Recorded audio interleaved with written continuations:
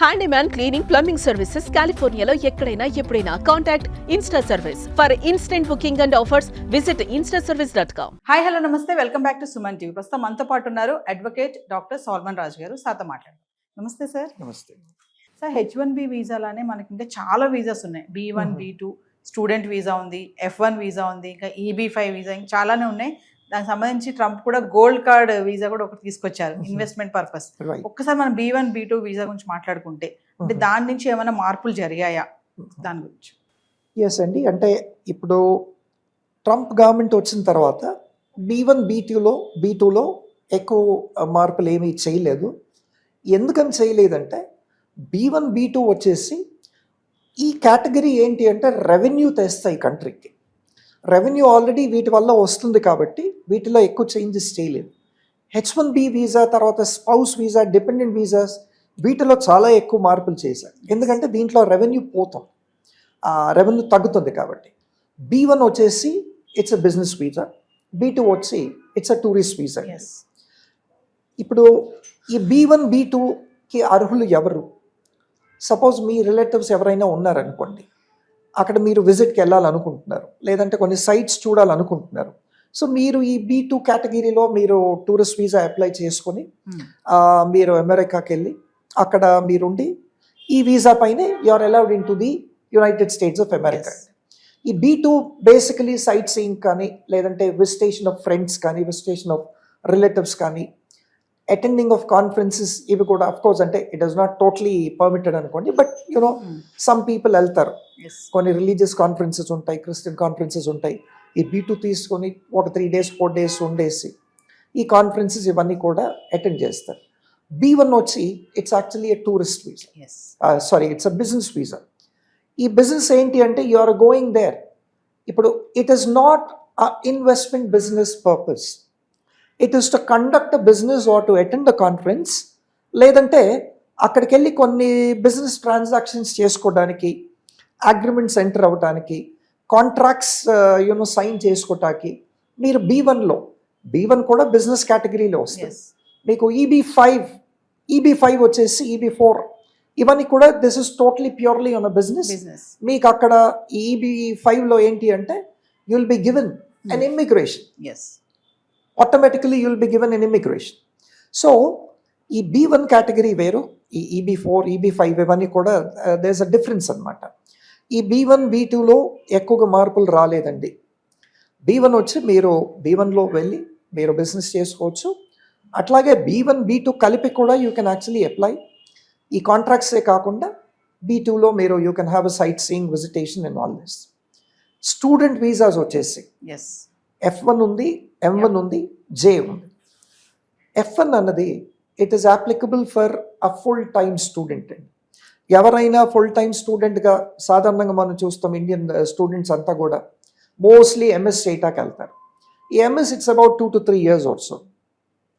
ఈ క్వాలిఫికేషన్స్ కావాలి యూఎస్లో, లేదంటే పోస్ట్ గ్రాడ్యుయేషన్ కావాలి. చాలామంది అంటే USMLE అప్లై చేస్తారు. USMLE తర్వాత మీ పోస్ట్ గ్రాడ్యుయేషన్ ఇన్ మెడిసిన్ అక్కడ చేస్తారు. సో వీటికి you apply for F1 visa. ఈ F1 వీసా మీకు ఫుల్ టైమ్ స్టూడెంట్గా మీకు ఒక వీసా ఇస్తారు. కాకపోతే దీంట్లో ఎగ్జంప్షన్ ఏంటి అంటే per week you can work for about 36 hours or 48 hours. So ఇట్లాంటి ఒక ఎగ్జంప్షన్ కూడా ఉంది. ఏంటి అంటే మానిటరీ సపోర్ట్ కావాలి ఫర్ ఫారెన్ స్టూడెంట్, అమెరికాలో ఉండటానికి ఫైనాన్షియల్ సపోర్ట్ కూడా కావాలని చెప్పి ఒక చిన్న ఎగ్జంప్షన్ పెట్టారు. ఏంటి అంటే మీకు work hours per week you have to work about 6 hours, 8 hours, or in a month it's about 48 hours. ఇట్లాంటివి ఉన్నాయి. తర్వాత M1 వచ్చేసి M1 is for vocational training అండి. ఇప్పుడు మన దగ్గర కూడా ఇండియాలో చూస్తాం మనం, వొకేషనల్ కోర్సెస్ ఎన్నో ఉన్నాయి. వొకేషనల్ ఏంటి అంటే these are all technical and skillful courses అనమాట. వీటికి మీరు M1 అప్లై చేసుకోవాల్సింది.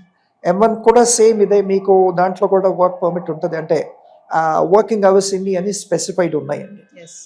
తర్వాత J కేటగిరీ వీసా వచ్చి ఇది కూడా యాక్చువల్లీ ఫర్ ఎడ్యుకేషనల్ పర్పసెసే. కాకపోతే ఏంటి అంటే ఫారిన్ నేషనల్ యూనివర్సిటీస్కి, అమెరికన్ యూనివర్సిటీస్కి ఒక ఎక్స్చేంజ్ ప్రోగ్రామ్ ఉంటుంది.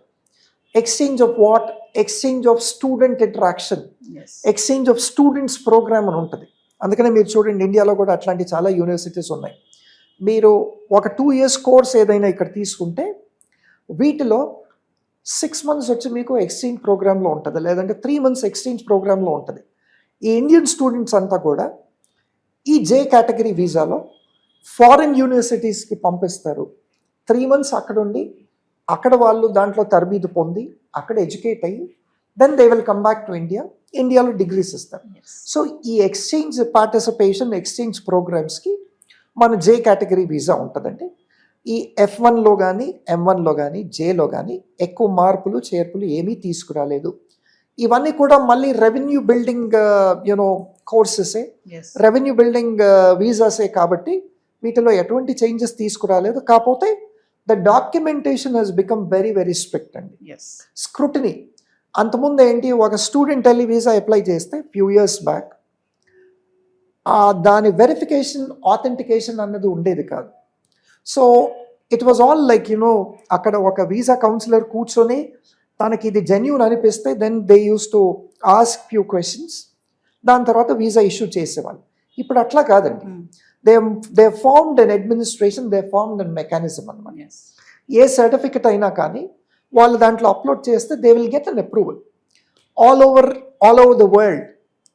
ఈ టాప్ యూనివర్సిటీస్ ఎన్ని ఉన్నాయో వీళ్ళందరికి కూడా ఒక పర్టికులర్ మెకానిజం వచ్చేసింది, especially to go to the United States of America for verification of documents. So అంతకుముందు ఫోర్జ్ డాక్యుమెంట్స్ కానీ ఫేక్ డాక్యుమెంట్స్ కానీ ఎక్కువ సబ్మిట్ చేసేవాళ్ళు. ఎస్ ఇప్పుడు ఆ స్కోప్ లేదండి. Immediately at the visa counselling సెంటర్లోనే మీకు దాన్ని ఒకవేళ అది ఫేక్ అవుతే you will be actually rejected and then you are liable for prosecution. So there are lot of changes అండి దీంట్లో.